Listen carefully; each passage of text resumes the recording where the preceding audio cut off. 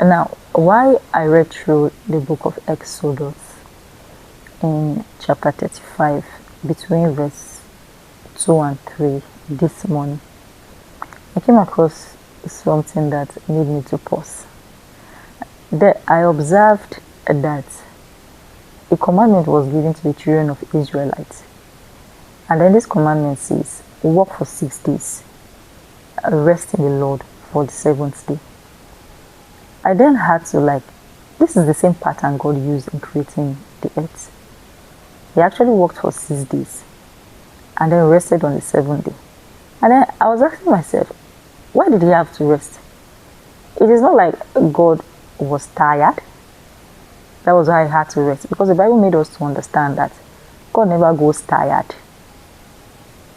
And he never grows weary. But deliberately, he rested on that 7th day.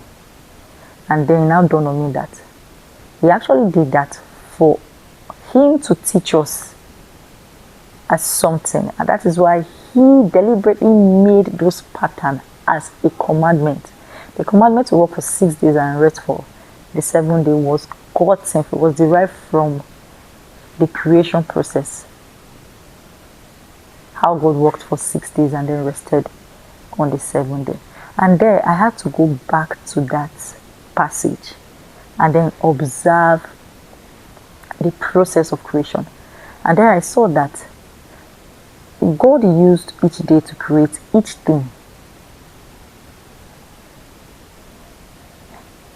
It was not as if God didn't have the capacity to create everything in a moment, but he decided to be diligent and then used each day to create one thing. And then I also observed that after he was done creating each thing, he goes back, observe what he has created, and then says to himself, it is good.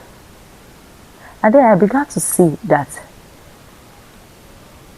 what God is actually saying to us, that in our workspace, right, or in anything we try to do, be it starting up a business, now we should be diligent at it, and also one thing at a time.